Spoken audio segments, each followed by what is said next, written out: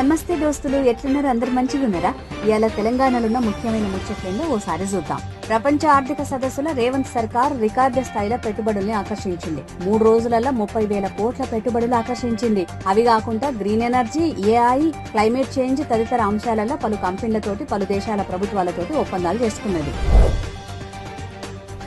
Telangana rising vision document ప్రపంచవ్యాప్తంగా ప్రశంసలు అందుకుంది. దావోస్ లో జరిగిన ప్రపంచ ఆర్థిక సదస్సులో CM Revanth Telangana rising vision document ఆవిష్కరించిండు. City next gen life sciences policy, AI innovation hub ల ఏర్పాటు అంశాలను కూడా వివరించిండ్రు. తెలంగాణ విజన్ డాక్యుమెంట్ ని ప్రపంచ ఆర్థిక సంస్థ ప్రశంసించింది.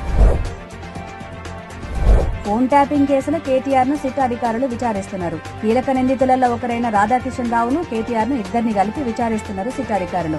దాదాపు 5 గంటలకు మీదనే ఈ విచారణ జరిగింది. అహంకారానికి కేరఫ్ అడ్రస్ మారిండు కేటీఆర్. సిట్ ఎంక్వైరీకి వచ్చేటప్పుడు భారీ సంఖ్యలో డబ్బులిచ్చి జనాలను పోగు చేసి ట్రాఫిక్ ని జామ్ చేసిండు. దీంతో నగరవాసులు అసహనానికి గురైండ్రు. ఫోన్ ట్యాపింగ్ లో దొరికిపోయి నిస్సిగ్గుగా ర్యాలీగా రావడం ఏంటనే చర్చ మొదలైంది. ఈ నెల 28 నుంచి మేడారం మహాజాతర జరగనున్న ముచ్చట ఎరకైంది. ఈ మహాజాతరకు రాష్ట్ర ప్రభుత్వం అద్భుతమైన ఏర్పాట్లు చేసింది. ఈ మహాజాతరకు 1 కోటి మంది భక్తులు తరలివస్తారని అధికారులు అంచనా వేస్తున్నారు. దీనికి తగ్గట్టుగా ప్రభుత్వం ఏర్పాట్లు పూర్తి చేసింది. ఇక ఇవాళ తెలంగాణలో ఉన్న ముఖ్యమైన ముచ్చట్లు. రేపు మంచి ముచ్చట్లతో మళ్ళీ కలుద్దాం. శనార్థులు.